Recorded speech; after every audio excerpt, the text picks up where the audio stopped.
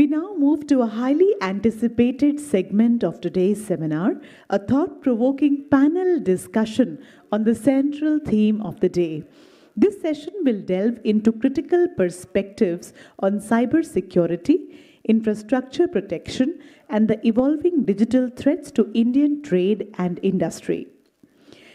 The discussion will be moderated by Shri D.C. Jain ji, former Special Director CBI and COO of the Indian Police Foundation.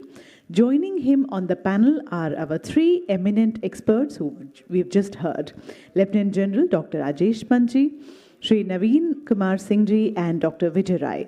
हम अपने speaker से और साथ साथ हमारे moderator से भी निवेदन करेंगे कि इस पैनल डिस्कशन की हम शुरुआत करें. We'll just take a few moments to set up the stage for the panel discussion because it requires a little more setting than the individual speakers addressing us. So taking a few more seconds to just set up the stage, and then we'll begin the proceedings of this highly anticipated segment, the panel discussion on the central theme of today. Thank you so much. Audience, how was the session? How were the sessions? Was it very scary? Okay.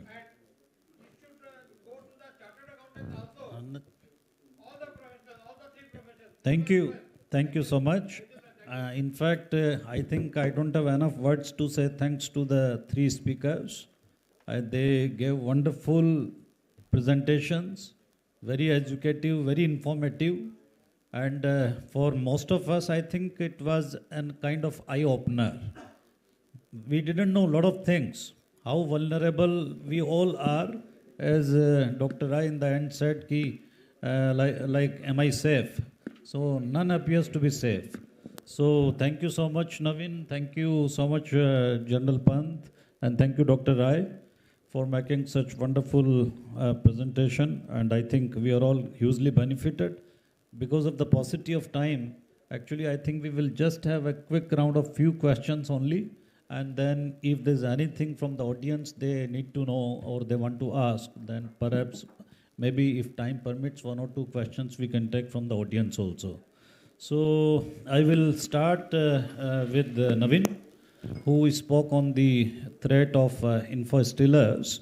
Basically, you told us a lot of things about the info stealers, how they operate, malware attacks and all that. And since we have organized this particular seminar, primarily for the trade and industry, and there are, as you also mentioned, there are many companies which are not very big, which are small MSMEs. So, and you have been in this field for many years. So I would like to know from you to what extent the Indian companies, especially the MSMEs, they are aware and what is their level of preparedness to defend themselves against the threat from the info stealers. Thank you, sir. So if you're talking about the MSMEs, I would say that the level of preparation really needs to go up. What we see is that even if you talk about the critical sectors, for example, we see the banking, financial services and insurance. They are one of the better prepared sectors.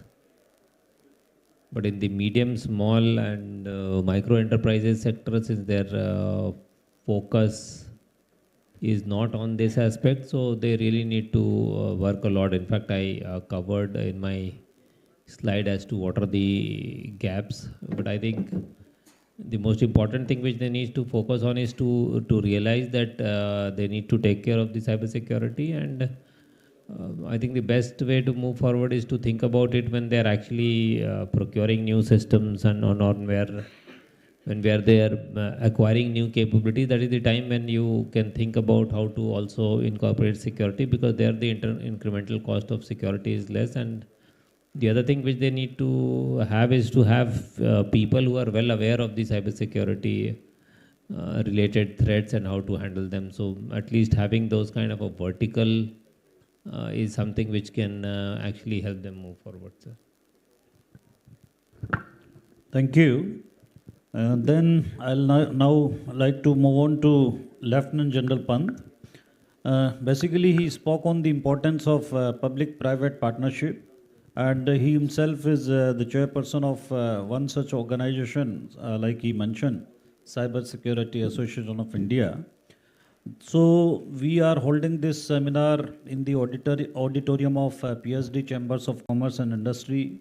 We also have the representative of CII here.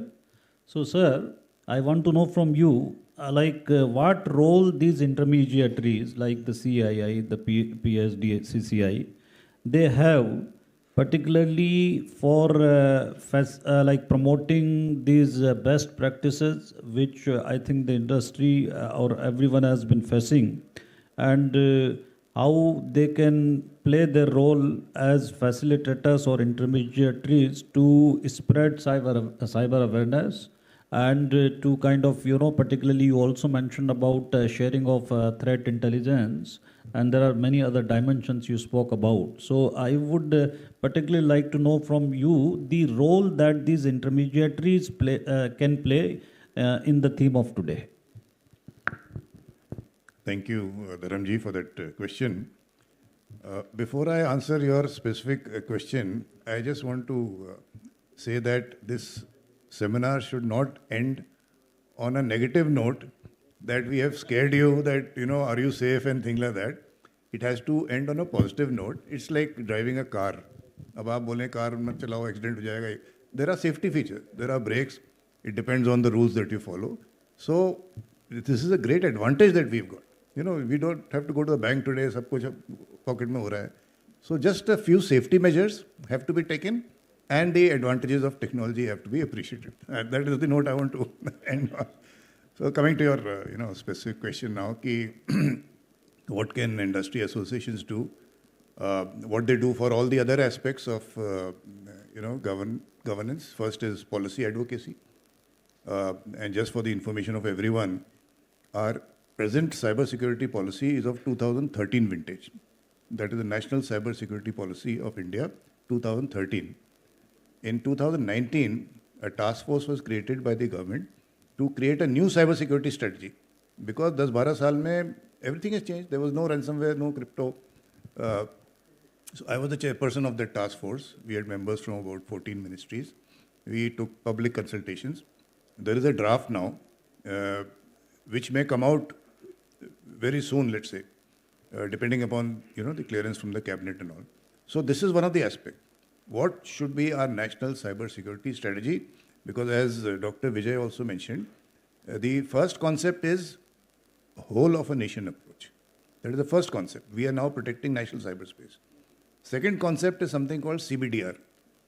CBDR is common but differentiated responsibilities. That means the citizen has a responsibility, the businesses have a responsibility, academia has a responsibility, and a government has a responsibility. All have different responsibilities for protecting cyberspace. So policy advocacy is a very major aspect. You mentioned threat intelligence. I also spoke that most of the critical sectors today are in the hands of private. You see telecom, it's all private, except for BSNL. You say power is private, health sector mostly private. So critical sectors are in the hands of private players. The problem is, how do we make certain aspects mandatory to be implemented by private players? So that is where the regulators will come and things like that. So again, the association plays a very important role on the sectoral aspect. So like that, there are many issues: threat intel, policy advocacy, strategizing, and bringing the problems of the MSMEs that he mentioned, 95% of the industry. So I remember I had gone for a CII event where we launched a CD drive, which at that time CD was there. You could, the MSMEs could put it, and it ran a test and told them ki vulnerabilities kya aapke system mein. It was given free, right? So like that, a lot of these initiatives can be taken for protecting the. I think I'll take a pause here. Thank you, sir. So taking it forward, I'd like to go to Dr. Roy. You mentioned that you were associated with the Digital India and the Startup India also. And in your presentation, in one of the slides, when you were showing this payment system, you highlighted the role the fintech startups play these days. So basically, because this is a time of startups, and a lot of startups we see have been growing each day in our country. So, in your experience, can you tell us how mature are they? Basically, when it comes to having these baseline cybersecurity systems, and because as they are one important cog in the entire system, if they are vulnerable, they can make the whole system vulnerable. So, what exactly, whether the government or the regulators have been doing in ensuring that these startups they follow the basic baseline security framework? So, I'd like to know more from you on this. Yeah, thank you. I think fintechs have also started this revolution in the country, which has actually accelerated this payment space basically, because otherwise it was more core banking, and that's where we leapfrogged into the digital era. And that's why we are talking about cyber and safety, safety. The fintech startups, the regulatory framework is being, so regulatory is the Reserve Bank of India. So, and NPCI is also there. So they're doing a great work, and I think they have established clear guidelines for fintech companies and standards for cybersecurity practices, such as RBI guidelines on cybersecurity fintech companies guidelines, which has come up already. And the RBI has also made manuals and kind of user manuals for fintech companies, how they should perform and their performance assessment, and their audits also started happening now, which was not there earlier. So the payment space, since it is much more vulnerable, I think these guidelines are very important. And collaboration and information sharing also started happening, because earlier fintech companies were not sharing information, their vulnerabilities were not known. Now vulnerability and testing and checking and audits are kind of, they are exposed to threats, and that's why third-party operators who are there, they are also being questioned by the government and the regulators as to they have to have disclosures about what the cyber protocols and cyber standards and compliances, and that actually it is there. And also, there are incidents, the incidents also are happening which are captured but not reported many times. So many of this, as we said, that we are not safe, but even if we are not safe, incident report sharing is also very important. So incident response planning and sharing of what kind of incidents happened, what data breaches happened, what kind of malware, what kind of ransomware, or what kind of bugs were there, and how they have made the system more robust. And this is the way to go forward to say that, third-party risk assessment is a very, very important criteria, because third-party risk assessment, if it is not happening in a proper way, this will lead to more vulnerabilities. And there are a lot of vendors who are not, we are not sure what they're doing exactly. So these intermediaries and vendors, which are the critical partners in the process, and also their maturity assessment, because some of them have become all of a sudden so big. You see what happened with Paytm and Bharat Pay and all that, right? There were governance lapses. So people are making money at the cost of whatever, but I think the lapses happen at the governance level also. So I think funding and investment of these companies, who is funding them, sir? Because we don't know where the money is coming from. So this third-party risk assessments for a country like India, Bharat, is very important, because most of the people are funded by unknown agencies, and there are multiple partners playing a role, and the data is going somewhere else. We never know that. And much of these are also data centers are not in India. So some of the data centers are outside. So even companies like SAP has been, or SAP kind of companies also have been under attack. So they have also been, there has been data breaches and cyber attacks on SAP. The other is partnership with cybersecurity experts is very important in this process, because if we do not have expertise around the system and sharing of information through best practices, the fintech's innovation will not happen. And private sector is doing a lot of innovation, by the way. And CII and others, we have innovation hubs where NASSCOM is there, great innovation hub, deep tech innovation hub is happening. So I would say regular audits, 3 points, and 2 is providing guidance to fintechs as to how they should operate, and also doing the performance assessments.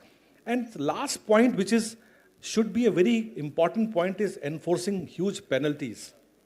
in case, because if the penalties are not huge, then it will become a problem. So in the DPDP Act, that's why we have seen 250 crores. That was when he was talking, I knew that, but it is going to increase, by the way.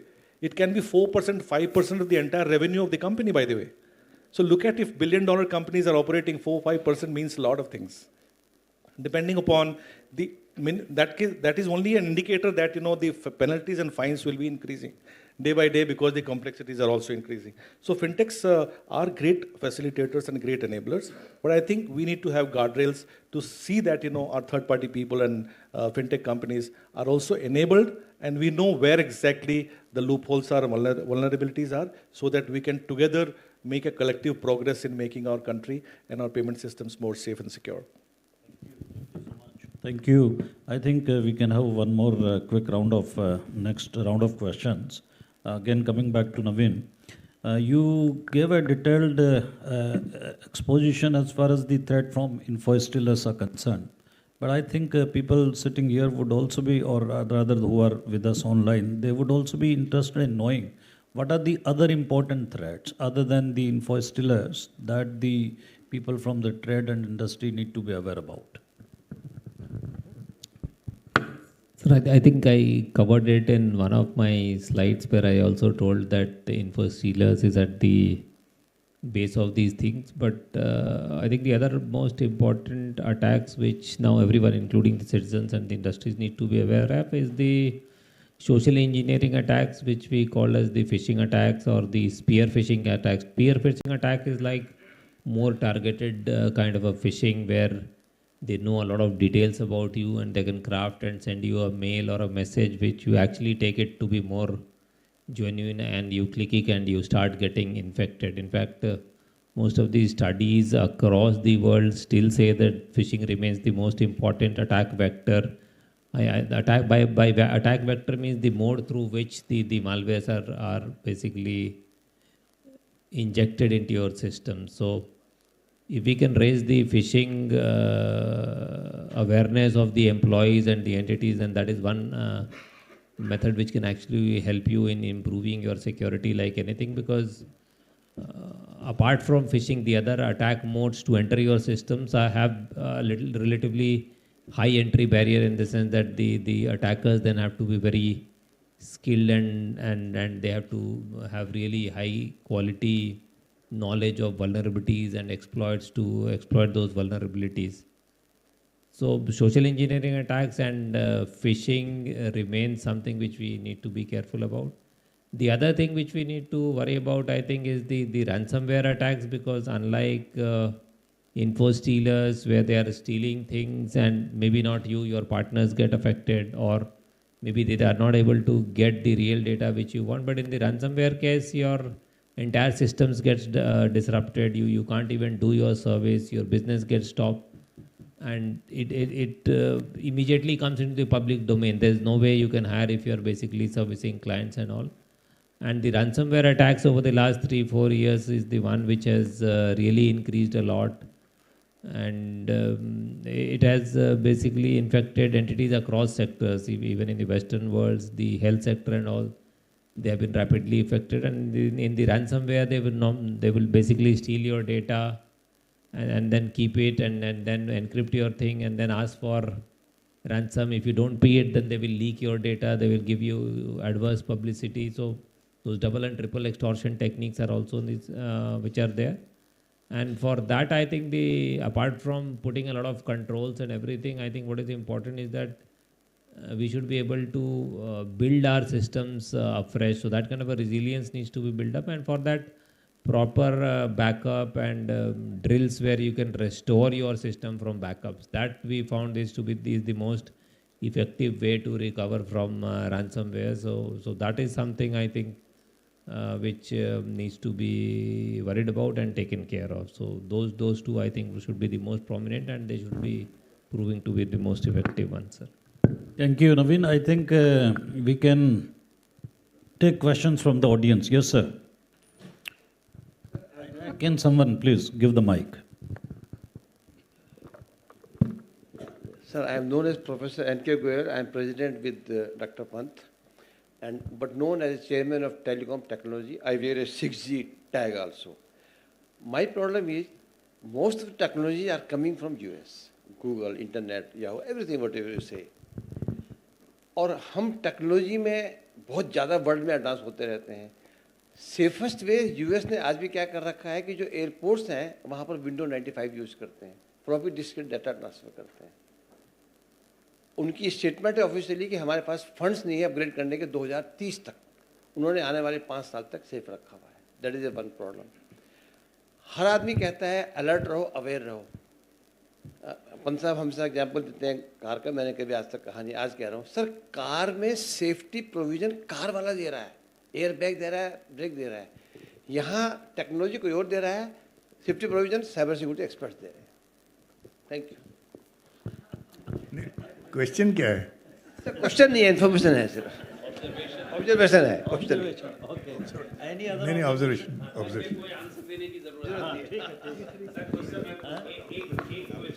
नहीं, ये सवाल ही है. आपने सवाल ठीक किया. ये सवाल है, इसके अंदर सवाल छुपा हुआ है कि प्रोडक्ट कोई डिज़ाइन कर रहा है, टेक्नोलॉजी कोई दे रहा है और सर्विसेज कोई और दे रहा है, सिक्योरिटी कोई और कर रहा है. किसी का कोई साइलोज में काम कर रहे हैं.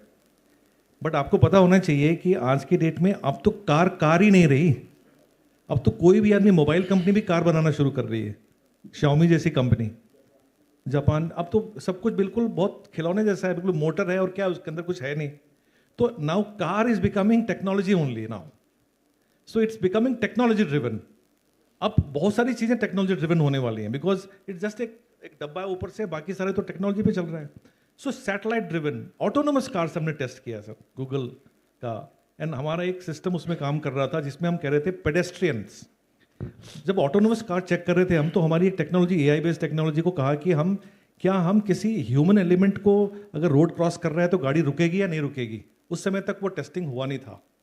तो हमने क्या करा, हमारी टेक्नोलॉजी ने ये करा कि safety of people on the road if the car is moving also is very important. ये नहीं कि हमने US के डिज़ाइन से काम किया और इंडिया इज डिफरेंट वर्ल्ड. कभी गाय आ गई, कभी बकरी आ गया, कभी साइकिल आ गया, उल्टा ट्रैक्टर चल के आ रहा है इंडिया में. सो एवरीथिंग इज उल्टा फुल्टा बहुत सारी जगह पे. तो हमने वो एल्गोरिथम्स को ट्रेन किया कि फेलियर क्या हो सकता है, ये कैसे कैसे खुराफाती लोग आ सकते हैं, तो उसको कैसे सेंस करेंगे, उसको कैसे रीड करेंगे. तो कहने का मतलब है कि sir autonomous cars, autonomous trucks are also started now operating sir, बिना ह्यूमन बीइंग के इंटरवेंशन के. तो अब वो टेक्नोलॉजी का जमाना आने वाला है. इंडिया में थोड़ा टाइम है उसको आने में, but I am sure that जो टेक्नोलॉजी प्रोवाइडर्स हैं वो उतना ही प्रोडक्ट के बारे में जानना शुरू कर रहे हैं, उतने प्रोडक्ट डिज़ाइन के बारे में. Product design, experience design, it is all about human experience. कि आप गाड़ी में बैठिए, everything is gadgeted, everything is technology. So कहने का मतलब है इससे स्क्रीन टाइम, पंत साहब कह रहे थे, आप स्क्रीन पे देखिए गाड़ी अपने आप चल रही है, आपको कोई बटन्स कहीं नहीं है, everything is controlled by switch. So the whole idea is that the morphing of technology and products are happening, and before you buy a product you see that on a platform, on a technology platform first. आप उसके reviews पढ़ते हैं, उसको चला के देखते हैं उसके लोग क्या कह रहे हैं. सो आई थिंक ये जो एग्रीगेटर का ज़माना है आज की डेट में, ये aggregator of technology, platforms, providers and all are working together. आपने देखा होगा पेमेंट सिस्टम्स में भी सारे लोग hardware, software and cognitive computers, hardware providers, software providers and cognitive computing, जो कि ब्रेन एंड मशीन इंटरफेस पे काम कर रहे हैं. तो I think everybody started working and R&D centres already खुल चुके हैं हमारे यहाँ. Even AT&T managing director, I was speaking to him other day कि what are you doing in cyber. He said we have a cyber centre of excellence in Bengaluru. So people are now setting up cyber centre of excellence in India while they are operating in other parts of the world, because यहाँ labor भी cheap है, technology guys are also very smart, you know how it is, and so our skills are very much on premium. So it is a convergence of people, technology, collaboration, and also process, and the body of knowledge which is existing from anywhere in the world. What a wonderful symbiosis. And if we can make the system work seamlessly, threats will be there, challenges will be there, but the world is moving to that level. And here comes quantum computing. फिर sir हम तो क्या बात करेंगे उसके बाद, तो फिर सोचना पड़ेगा सर. फिर everything will become extremely super smart and super. My question to general Pant ji. Sir, legislation, regulation, enforcement, where India stands today? How do we compare with other countries? And where are the good models from where we can pick up? So, fortunately, with the present government, you find things are moving from the legislation point of view. For example, in telecom, we were having a Telecom Act of 1885 or something. Abhi 2023 mein, new Telecom Act has been, approved by the Parliament. Act ban gaya ho. Similarly, the MIT Ministry is working on a Digital India Act, which is going to supersede the IT Act of 2000 as amended in 2008. So, Digital India Act ki baat ho rahi hai. Within NSCS, we have also made a draft of a Cybersecurity Act, specifically, to address the new age crimes, which I mentioned, crypto, ransom and all that. DPDP, from 2017, if you recall, Justice Puttaswamy case, where Article 21 of the Constitution, we said privacy is a fundamental right, right? We took then Justice Krishnaswamy report and all that. वो पहला draft में गया, so they found कि it is personal data. Someone said इसमें non-personal data भी add कर दो. Another draft was made, and then there were a lot of cuttings and all that. So finally, Minister Vaishnav has done an excellent job and come out with the DPDP, which was approved, as I said, on 12th of August last year. उसके rules भी public domain में discussions हुए हैं सब लोगों के साथ. And I spoke to the secretary the other day. He said the rules will come out very soon. There was one observation, something about child ka kya definition or something like that, which also has been resolved. So these are the sectors that are of concern to what we are discussing. Digital India, cybersecurity, telecom, right? So things have moved, things are moving, but we are behind. We are definitely behind, there is no doubt. The good models are, GDPR has been there for 2018 onwards, right? 2018. And our law is by and large on similar lines. उसमें काफ़ी changes किए हैं हमने, but the concept started from there. Then Cybersecurity Act. You'd see a country like Singapore also, they've got a very good Cybersecurity Act, which is in China has come out with the Cybersecurity Act, right? So we are far behind in the Cybersecurity Act is concerned. So it should come out soon. I mean, in every forums we are raising the issue, but your point is very valid. Thank you. Sir, regulation. Yeah. So regulatory agency, I said, sector-wise, for every sector there is a regulator, right? So I mentioned power sector, there is the Central Electricity Authority. For cybersecurity, they have done an excellent job. They have first created a guideline, a sectoral sort of a guideline. These are the mandatory framework that you have to follow. They have ensured that in all their entities, and they have about 600 utilities, if I'm not wrong, under them, their CISO is appointed, right? What you mentioned, VAPTs, red teaming, आजकल एक CART का concept है, continuous automated red teaming, everything is happening. So you see RBI, if you see the RBI guidelines and the SEBI guidelines, they are very strict, right? Similarly, telecom had always been given, very good security guidelines, and you see now how the private sector is collaborating. Airtel से आपको message आता है कि spam alert, right? This is how things should be actually. It's something like power. Early 1900s में there used to be a appointment called a chief power officer. वो बड़ा technical बंदा होता था, उसको पता था वॉट्स और वोल्ट में क्या फ़र्क है, what is KVA, KW and all, because electricity was new. But now you just plug in. Who's bothered about, voltage variations and frequency and all? So that is what we want cyber space to be. We want it that I as a user should be able to connect to the internet, which is now considered as oxygen, and feel free from cyber scares like he's saying. Right? That is the ultimate aim of all of us, to reach that stage. Ab wo, there are evil men also and good men, and I presume there are more good men in the world today. But wo evil mind to wo sochega ulta hi na, wo to kar hi raha hai. But things are moving. और enforcement के लिए तो ये हमारे सारे बैठे हुए हैं IPS सामने. आप लोग ही कर रहे हैं enforce. Navin ji, I have a question for you. Yeah, sir. Sir first of all मेरे को आज यहाँ के बहुत सारी चीज़ों का जानकारी मिली जो कि हमारी सरकार कर रही है और आप सब लोग उसे रेगुलेटरी में कर रहे हैं, लेकिन मैं इसी एक लैक का इंसिडेंट आप लोगों से शेयर करना चाह रहा हूँ कि जो आजकल आरटीजीएस में स्कैम चल रहा है, आरटीजीएस ए पार्टी के नाम से जा रहा है। आप जो ओटीपी जनरेटर है, ओटीपी देने वाला, उसके पास भी ए पार्टी लिखा हुआ आ रहा है, अप्रूवर भी उसे ए पार्टी अप्रूव कर रहा है, लेकिन वो पैसा ट्रांसफ़र हो रहा है डी पार्टी के नाम में। और जब आप बैंक के पास जाते हैं कि भाई आपने ये पैसा दूसरे अकाउंट में कैसे ट्रांसफ़र कर दिया, जबकि ये मैच नहीं हो रहा नाम के साथ में account number, so this is we are just IFC code से हम लोग ट्रैक करते हैं। अब वो उस पार्टी का अकाउंट है या नहीं उससे हमें मतलब नहीं। तो आजकल ये सब हम लोगों के लिए एक बहुत बड़ा थ्रेट है कि हम लोग अपने अकाउंट्स और बैंक ट्रांजैक्शंस के लिए किसी न किसी पे डिपेंडेंट हैं, और it is not possible to have all dealings personally of bank transfers.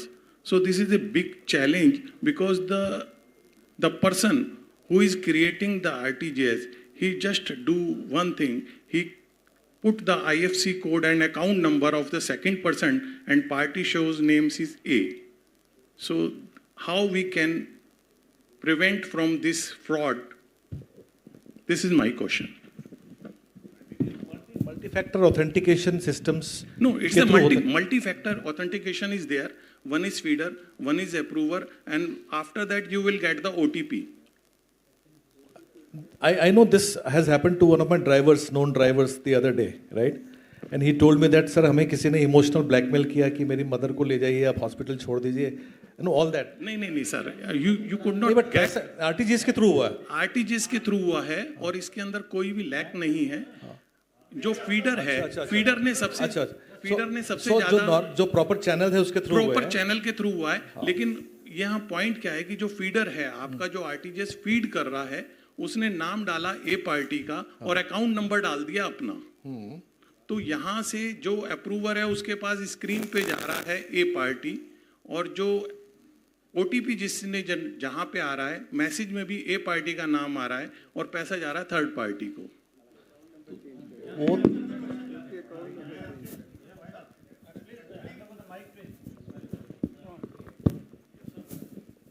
Sir actually क्या था, पहले क्या प्रॉब्लम थी, आपके अकाउंट के साथ कोई भी नाम लिखो, विपिन जी क्या था, पहले क्या था कि आप अपने अकाउंट नंबर के IFSC के साथ कोई भी नाम लिखोगे पेमेंट चली जाएगी। किस नाम को वो कंसिडर नहीं करते थे, वो सिर्फ IFSC कोड और अकाउंट नंबर कंसिडर करते थे। अब now this has been change. अब क्या है, नाम ऑथेंटिकेशन होती है, अभी शुरू हुआ है 10-15 दिन पहले। अब now this has been change, already done. IFSC code के साथ में आपका नाम, अकाउंट सारी मैचिंग होगी, तब जब तक पेमेंट जाएगा ही नहीं। ये RBI ने अभी थोड़े दिनों पहले किया है ना। We brought it to the notice of RBI. I was part of a committee. So, sir, I think we can request the President IPF to have the last word, sir, and then we will. I have a question here. Sorry, I have a question here. Navin ji, for you. Ajay, okay, God sir, please. Navin ji, I just wanted to ask you 3 questions right here. The first question is, when we see most of the agencies or most of the organization in the private sector or maybe the public sector also for that matter, they go through a lot of crisis of finances, specifically procuring the cybersecurity product or the teams or the services. So do you see that as a challenge or a barrier which stops, the agencies procuring the best of the best sources? Second, do the CFOs and CEOs should also know that how important cybersecurity is for their organization, and they should spend at least 5% of the revenue of their organization in procurement of the best product and the services to secure the data what they are dealing with? And the third question is, if in case this is done, are there any sort of incident response teams available in India, those who can actually support them when it comes to the emergency point? Because certain does everything post-incident, but we need proactiveness where exactly, things can be managed. So are there any agencies which can support in this particular matter? See, for example, if you look at the National Critical Information Infrastructure Protection Center, which I had, we are the national nodal body for protection of all the critical information infrastructure, and we believe in taking measures proactively so that these incidents actually don't arise. And we have come out with the National Cybersecurity Reference Framework, where we have set the broad guidelines and the frameworks which all the critical information infrastructure entities should follow, including the different critical sectors. And that also serves as a guidelines for all the regulators. Somebody was talking about those regulations and enforcement. So we have come out with guidelines which the regulators are also supposed to consult and take into account. So there we have said that if you are a declared CI entity, then the top management is responsible for cybersecurity. We have not said that the CISO is responsible for cybersecurity. So automatically the board, etc., they become liable, and all the cybersecurity incidents and the posture, etc., are monitored at the board level. So all those things are taken care of automatically. So that means if a cybersecurity incident takes place, then the CEO also can lose its job. It's not that the CISO who will lose its job. So all other things, spending, giving due focus, building proper teams, so all those things have been basically taken care of through this single important piece of things which we have done, especially in the CI entities. So that is how it is. Because I have seen the scenarios where exactly, the procurement request was done almost 5 years ago. And because of lack of funds. That doesn't happen for in the CI entities. Even the Information Security Steering Committee is headed by the CEO. So any of our recommendations, whether done, not done, it is monitored at the level of the CEOs only.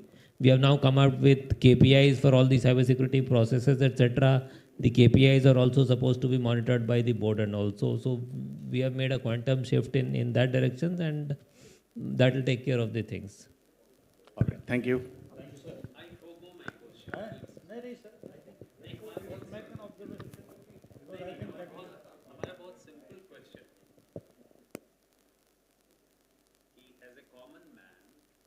Can we, whenever we go for shopping, the shopkeeper asks us the mobile number.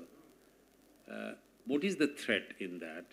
Why should we give the mobile number? And most of all, if we try to resist, they insist on that.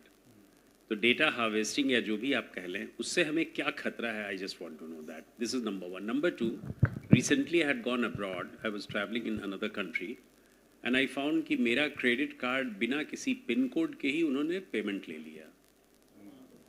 तो ऐसा होता है क्या? जैसे in India we need pin code to be given POS में, लेकिन उस country में जब मैं शॉपिंग सर बाहर में क्रेडिट कार्ड और डेबिट कार्ड्स में वो कोई अंतर नहीं है. नहीं सर, वहाँ पे मतलब you don't need that extra pin etcetera for making those payments. अच्छा, तो I was shocked. So that तो कोई anybody can pick up my credit card and do the shopping. Sir. अगर मैं खो दिया अपना, if I lose my credit card, so the shopping can be done. Sir. Exactly the way you have been cheated. So anyway, but this was a. But I want to know the first question का answer. Sir, in the Navin. Sir, I think in the first one, if they lose your data and somebody wants to specifically target you, then there is an issue. Otherwise, these data, etc., are collected mainly for marketing purposes and things like that. But the threat is if, these threat actors, if they want to target, if somebody is supposed to target some company, somebody is supposed to target some individual, so they basically look for selectors. So this can be one of the selectors through which probably if somebody is trying to target you, how can he do it? So he will either have to know your email ID or your phone numbers. So in that sense, sir, it's a threat. So if, and especially if you are keeping your secret data, etc., into that. So what we normally suggest, since you have those kinds of things also, so maybe you keep different phones and something which you are giving for marketing, etc., may be different, and the email IDs, etc., where you have those more confidential data, etc., where finances, etc., involved, should not be given to those entities, sir. I'll just add in this. Now with the DPDP Act, आपका mobile number जो है वो आपका personal data है. Without your consent nobody can take your personal data. मेरे से hotel में पूछते हैं, मैं कभी नहीं देता हूँ, दुकान में कभी नहीं देता हूँ. वो कहता है कि नहीं सर, फिर आपको ये टर्म्स एंड कंडीशन और फ़ायदा नहीं मिलेगा कहीं. That is okay. Exactly, वही मेन पॉइंट. हाँ, so you are not. No, you are not supposed to give. It is your consent. Without your consent, you should not give. Or only thing if you give is कि वो जो marketing calls आती हैं, that is number one, which Navin said. और दूसरा ये है कि यहाँ नेहरू प्लेस में पहले 8-10 साल पहले की मैं बात बता रहा हूँ, 30 रुपये में सीडी मिलता था कि आपको डॉक्टर्स के फ़ोन नंबर चाहिए कि पेंशन वालों के फ़ोन नंबर चाहिए क्या, वो सब वो डेटा कहीं से घूम फिर के उधर पहुँच जाता है। वहाँ से शुरू होती है ये जो क्रेडेंशियल वाली कहानी है, the way the hacks takes place, it gives them entry point. So thank you so much, all the panelists. I think we had a wonderful day, I would say. And at the end of the day, I agree with what General Pant said, ki we don't have to be kind of, like pessimist. We have to be optimist. I think knowledge is power. So to create awareness, to know about the threats, that also helps us in a way. Prevention is better than cure, we all know. So from those points of view, we had a wonderful day, very informative day today. I once again thank the organizers, particularly Mr. Vinay and his team, Jito, for organizing this session. And with this, I think now we can move on to the next thing. Yeah, thank you. Thank you very much.